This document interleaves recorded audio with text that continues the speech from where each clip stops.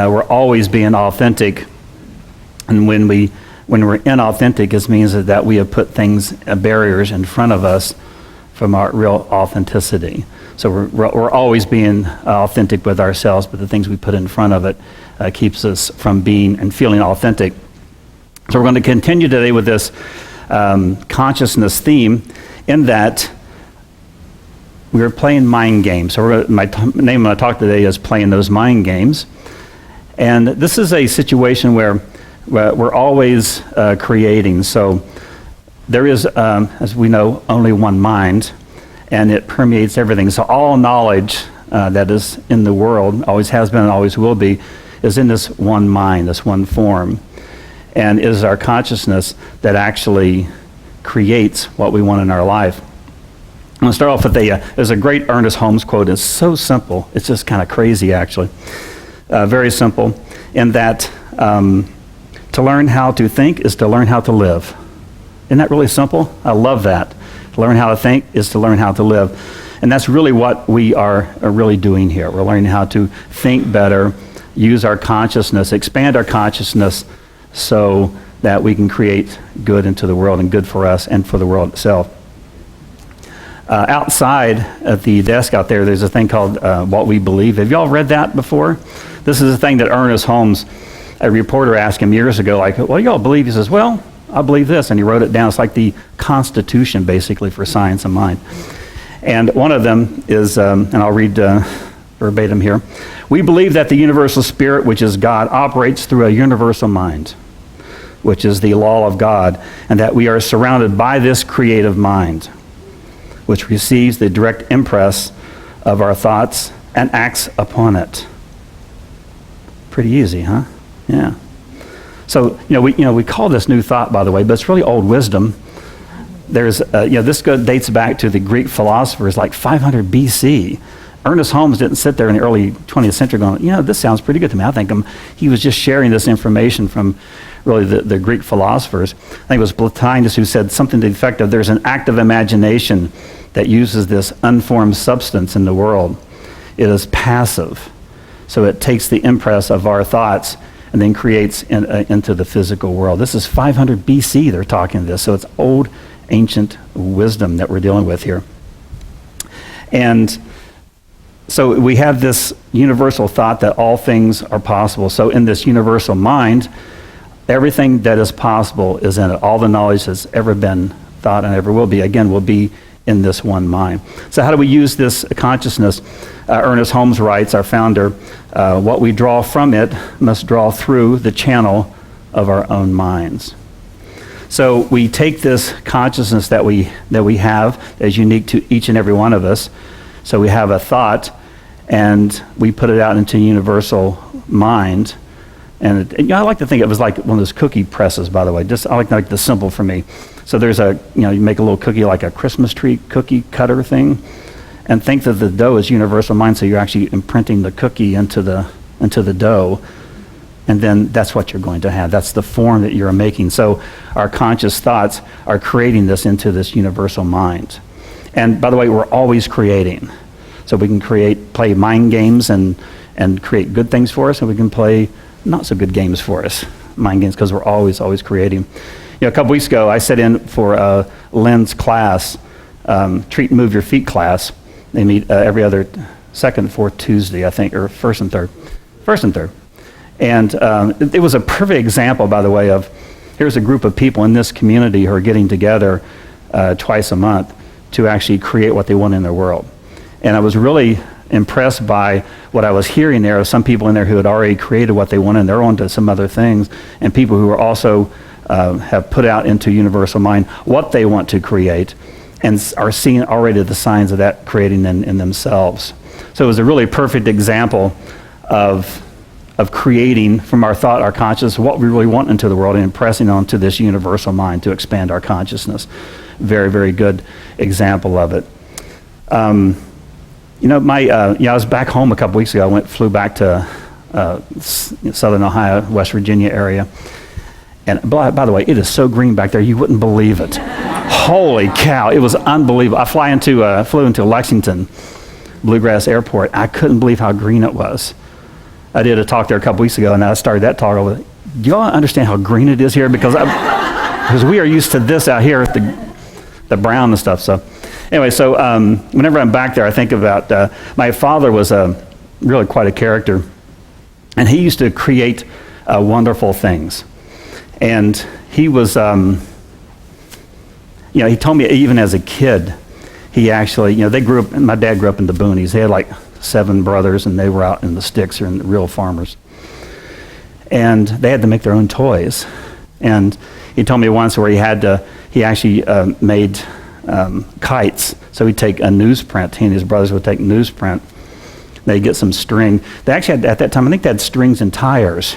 They'd take an old tire and take the strings out of the tires and then use sticks and make their own kites out of them. That's pretty inventive when you think about it. It's something else. They had to make their own toys out there in the boonies. But even when he, became an adult and stuff, he was really amazing. He was just, there on the farm, he created so many things. He would, my dad used to have this, used to farm this bottomland. And he had this special tomato. It was like a pink tomato. No one in the whole Lawrence County had this seed except him. So he used to provide for some grocery stores. There's people wanted the Jim Swain pink tomato. It was like one of those really big ones, perfect for a sandwich. So he used to grow these, and like 5,000 at a time in a perfect line. But it was really inventive. So sometimes during drought, some plants wouldn't be growing very well, but my dad's is because he invented some kind of way, he probably should have patented it.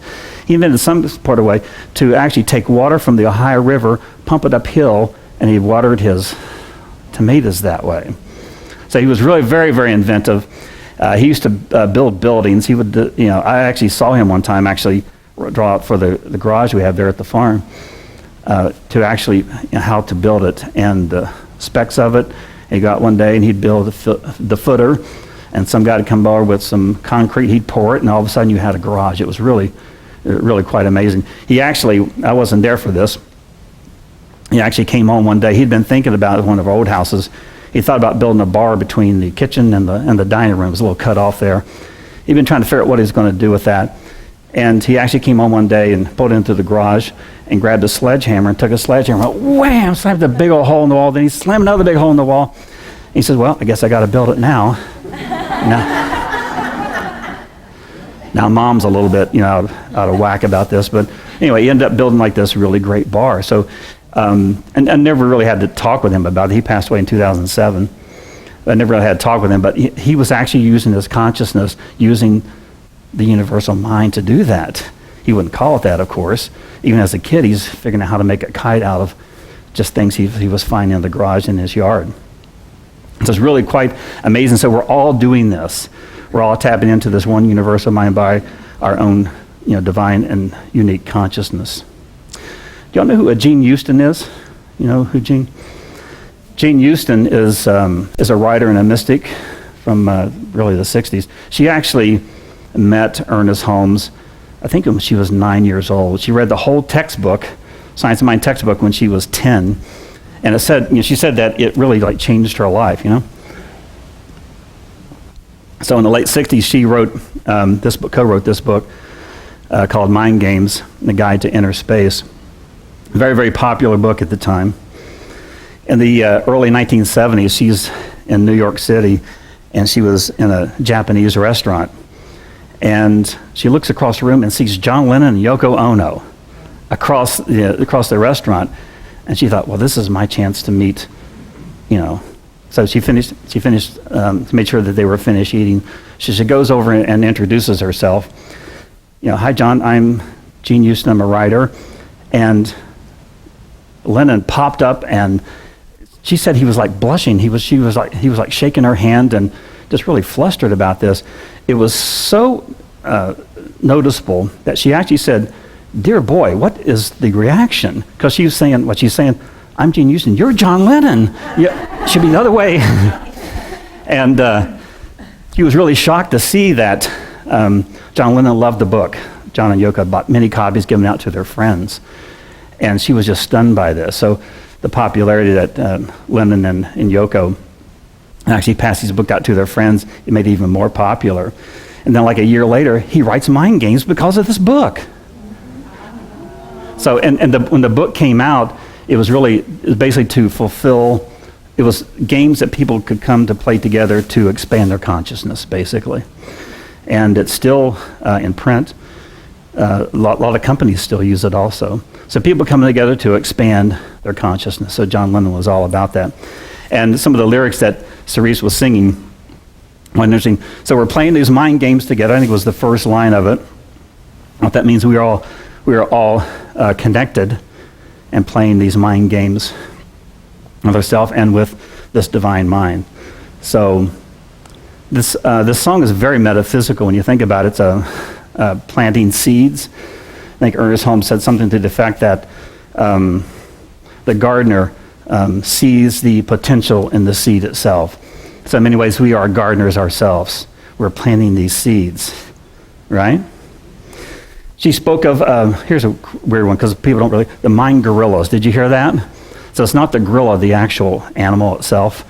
It's the actual revolutionary. So what they're talking about, a mind gorilla, is that we are expanding our consciousness. And at that time, it was thought that millions and millions of mind gorillas will soon overtake those who are not open to expansion. So there would be a group of people, the majority of the people who would be enlightened. That's what mind gorillas is all about. And there's also passages in there about different, dancing in the sun and some other things that, I'm trying to think of what the word is. An old type of real... No, the Druid dudes, there's a word that I have. Druid dudes lifting the veil. Yeah. It'll come to me in just a second. There's before religion, there's a... So there's passages of these old performances and rituals that people used to do, dancing in the sun and things of this sort. There's a word, love, yes is the answer. There's love, and then there's yes is the answer. Interesting, there's in November 1966, so John Lennon goes to a gallery opening in London, and he walks in, and there's a ladder right by the door, inviting people to come in to walk up the ladder. So he ascends the ladder, and on the top of it, there's a spyglass or a magnifying glass, and there's like a little canvas on the top, on the ceiling. So he takes a spyglass and looks up at it, and it says yes. It says yes. And so he thought, well, this was really great. Here's an artist who's actually positive. So he met the artist who was Yoko Ono, and it changed his life. So he said, if it would have said no, he said, I wouldn't have thought anything about it. Probably wouldn't even met her, just went on and looked at it and then left. But it said yes. So it said yes is the answer. So that's why it comes in the song. So he's picked up this Jane Austen book. He picks up what he saw on a ceiling at Yoko Ono's first gallery showing there in London, and creates this song called Mind Games, which is really quite interesting. So we're all being revolutionaries. We're being spiritual revolutionaries when it comes to expanding our consciousness.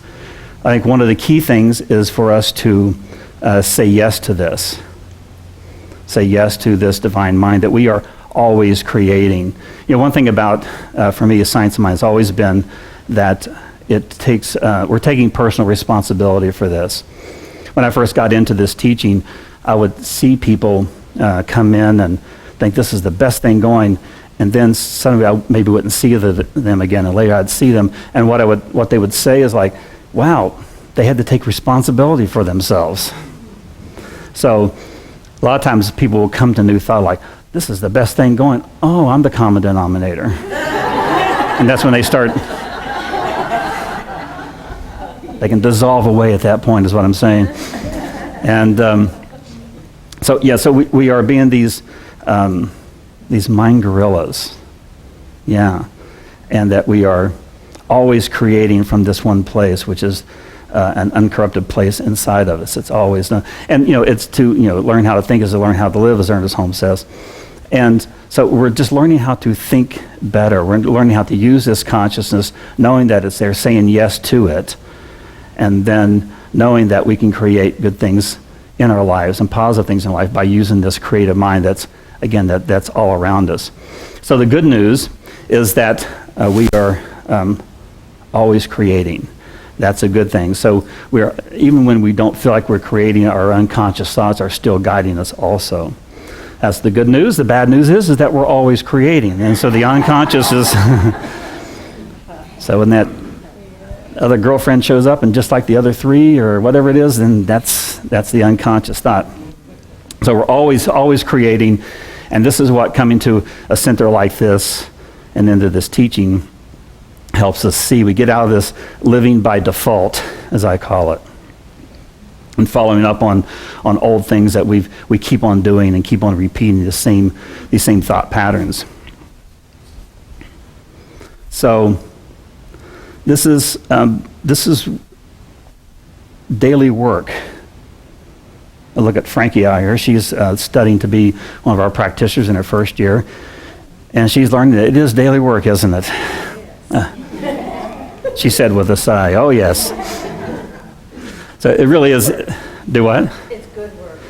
It's amazing work. Yes, what it is. Yeah, I'm just playing on that because it is really amazing. I think about.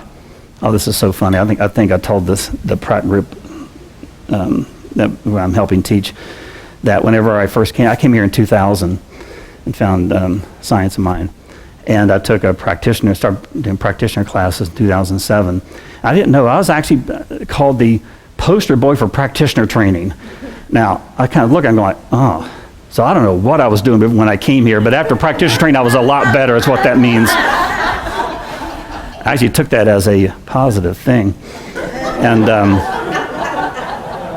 so, yeah, that's in a way you can take it. So whenever I hear this, it is amazing work that we're doing here. And it's the very basis of it, there is this one mind that we can tap into and we can impress upon it our thoughts, our consciousness to create in the world. And it's daily work, and it can happen like that, sure. But I think also it's daily work and what we can embody ourselves through all this. So it's kind of like weightlifting. You don't go and start, bench pressing 300 pounds. So you just start and you make mistakes, you fall down. I think it was Mary Mann and Morrissey who said it's not a spiral, you're going up, you're going sideways and going up.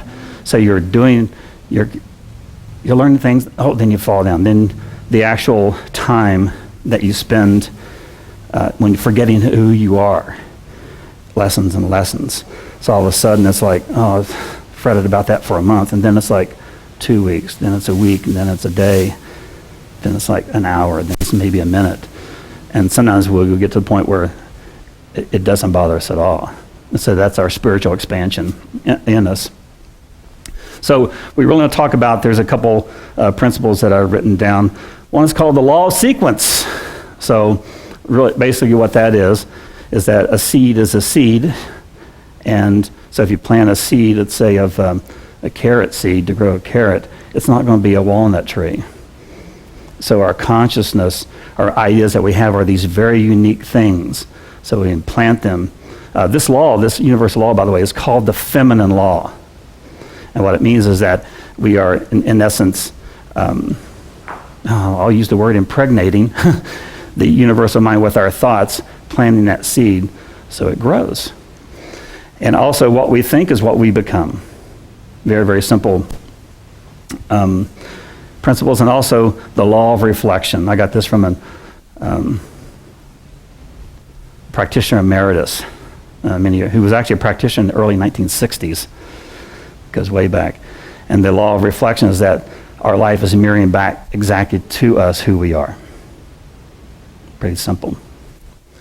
Pretty mind-blowing at the same time. So I really loved Jill's Pearls of Wisdom last week. Does she do that every week? Yes. This month. This month? Yeah, well, I've come up with Glenn's Lights of Insight. Okay, so. All right, they're somewhere up there. Okay, I'll just give them to you, okay? First of all, there is universal law holds all the knowledge. So it's permeated. It's like we're swimming in it. There's no way of getting around it. There's no circumference. There's no center. The center is everywhere. So it's all here for us to use. There's a force that we can use, and it is for our good, and we get the chance to use it. And if we don't want to use it, we're still using it, as he says in the book. So if you don't want to use it, it's like I read Marianne Williamson today, was something on a Facebook post. Someone said, I'm not going to vote this year. She says, when you're not voting, you're voting. So it's the same thing with thought also. So when you don't, I'm not going to think about that, you're probably thinking about that in some way, right? The second one is our consciousness passing through this mind manifest in this world. So whatever we're thinking is coming through us as us and mirroring right back. So if we're getting good things in our life, that's an awesome thing. If we're not, then we can have the chance at a moment to change that thought. And the third one is make love, not war. That actually has to be the actual, that's the song, some of the words of the song, Mind Games, when it's going out, it says make love, not war. It was actually the actual name of the song. He actually named it first. He thought it was kind of trite, John Lennon. The actual name of the song was going to be Make Love, Not War. At the very end, he puts Make Love, Not War at the very end. So that could be part of any Glenn's insights for any week. And Reverend Jill also, to make love, not war. So for this week, I just want you to be conscious of your thoughts as we go on, and just saying yes to this universal mind, because it is there for us to use. It is our divine right to use it and to be happy and to create abundance and joy and love and peace in our world. It is right there. So be conscious of your thoughts, and also be conscious that things are not showing up for you. Be conscious of your unconscious thoughts, because somewhere in the undertow they are creating for you also. All right? Y'all with me on that one? All right, see, now you hear this John Lennon song, you'll think completely different about it now, see? Complete different. All right, let's close our eyes and let's take this into prayer now as we just go deeper and just, I give great thanks for, first and foremost, this divine spirit, this one that is this eternal peace and joy and harmony. It is in this very center right now in this building, this venue 8600. It is each and every part of each person here, this peace and joy and harmony, this divine presence, the spirit that is God. I know and affirm that I, Reverend Glenn, am of this same spirit that working through me as me right now, always has been and always will be, is this one divine spirit. It is the same peace and joy and harmony and goodness and abundance that abounds throughout this world, throughout this universe. I know and affirm and speak the truth for each person here at this center, that at the very heart of who they are is this one divine spirit, this perfect knowing, this perfect being, perfect peace, joy, and harmony. And I know that as we go throughout this week, I speak the truth for each and every person here, that this divine consciousness that comes from the center, this uncorrupted place of each and every person here, creates this perfect world, this perfect knowing, this perfect peace and joy and harmony in their lives. And knowing that when this happens, that there's more peace and joy and harmony and abundance and love in the world. I know that as we go throughout this week, that we take this consciousness and we impress upon it onto this universal mind, our thoughts, our conscious thoughts, to create a better world for us and for each and every other person. And for this, I give great thanks. So I give great thanks for this divine law that simply makes manifest this prayer as it has been spoken now. I release these words now to universal law, knowing it is done, it is so. I know this to be true because I have said it here now. And I affirm this by saying together, and so it is.